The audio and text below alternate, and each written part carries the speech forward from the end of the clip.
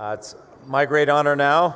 We had a very sort of national, in some respects, an international look at things this morning with our panel and then with the presentation about the collaboratory. We're going to turn our attention in the next couple of presentations to a more Colorado-centric focus. And we begin by the leader of the state presenting to us. So many of you know a lot about Jared Polis. His bio is included, but suffice it to say, an extremely successful entrepreneur, a person who's served both on the Colorado State Board of Education, also in the United States Congress, and was elected our 43rd governor in November of 2018. Please give a round of applause to our governor, Jared Polis.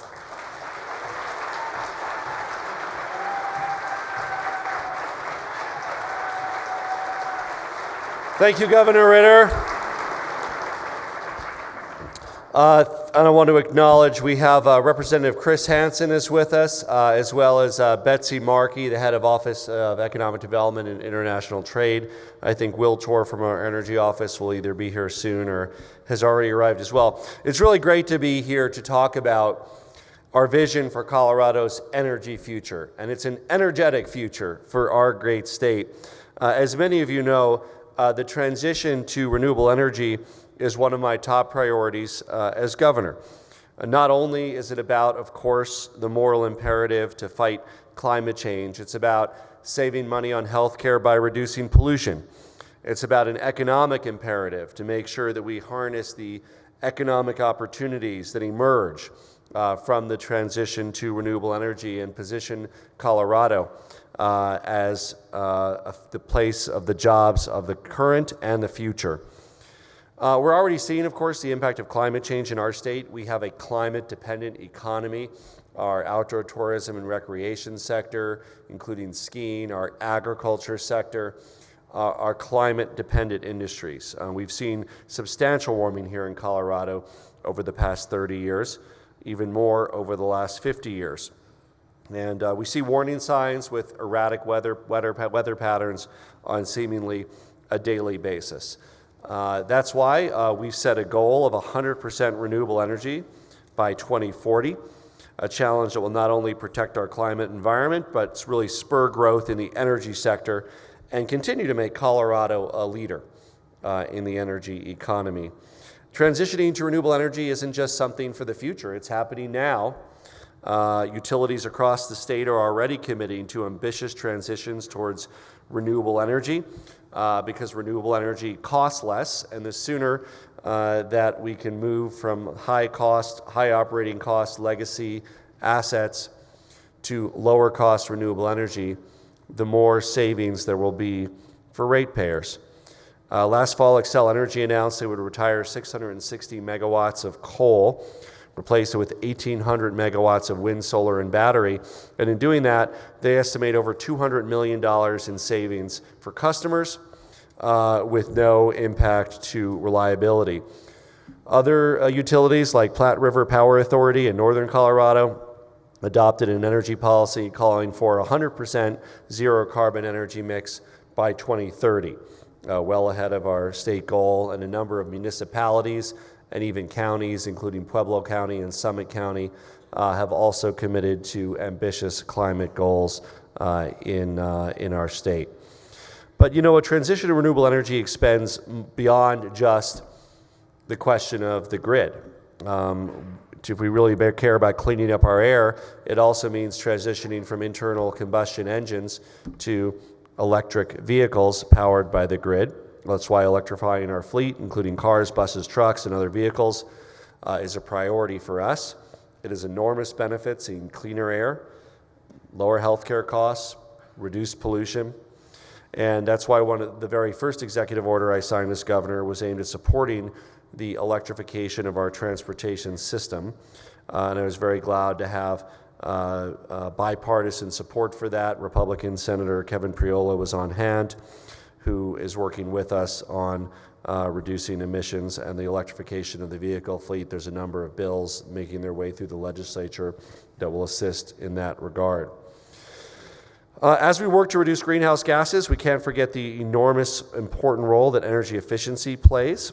And we also play an important role at our Public Utilities Commission. We're also joined by Francis Concelia and John Gavin of the Public Utilities Commission. Let's give them a round of applause.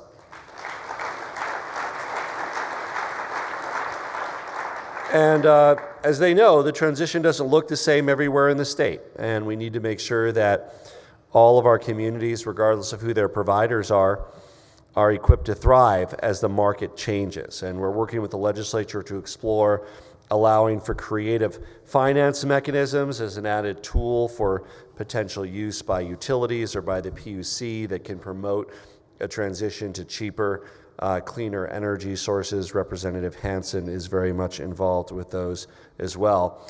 We really want to empower the Public Utilities Commission to support the rapid transition to renewable energy and cultivate private sector growth and leadership in accelerating a transition to the clean energy economy, as Commissioner John Gavin did in his prior incarnation as part of the Delta Montrose Rural Electric Co-op, and we're also, as you know, the La Plata area co-op also in similar discussions. And with regard to emissions and with regard to climate, of course, we also have an obligation to update our oil and gas laws, which haven't truly kept up with the new technologies and rapid spread in drilling operations that have occurred over the last decade or two. My administration, along with our partners in the legislature and stakeholders across the state, including local government and the industry, are supporting legislation that we hope to be able to complete in the next few days that would do two main things. One, ensure that health and safety comes first when it comes to drilling operations, and two, give local communities a formal seat at the table when it comes to oil and gas development that affects their quality of life. And of course, we also know that as we transition towards renewable energy, it is our commitment and my commitment to do right by communities that rely on coal, rely on oil and gas, to make sure that they have a leading role in the new energy economy. There's going to be as many, if not more, jobs in energy in 10 years, in 20 years, in 30 years. Some of them will be different jobs, but some of those skills will also track over, and we want to make sure the men and women that power today's energy economy have every opportunity in tomorrow's as well to lead the way. Look, the work that we're doing, the discussions we're having, is necessitated by the climate crisis, by the crisis of air quality here in the Denver metro area. But it also presents many opportunities to protect the health of our communities, to bolster the Colorado way of life, and diversify and strengthen our economy and position it for success in the future. Just last week, we announced a decision to withdraw our request to extend the attainment date for compliance with the health-based ozone standards, because there's more that we can do now to protect our air quality and health, and including some of the initiatives that I outlined today. And we need to do it sooner, not later. An ambitious transition to a clean energy economy isn't just a vision, it's happening today.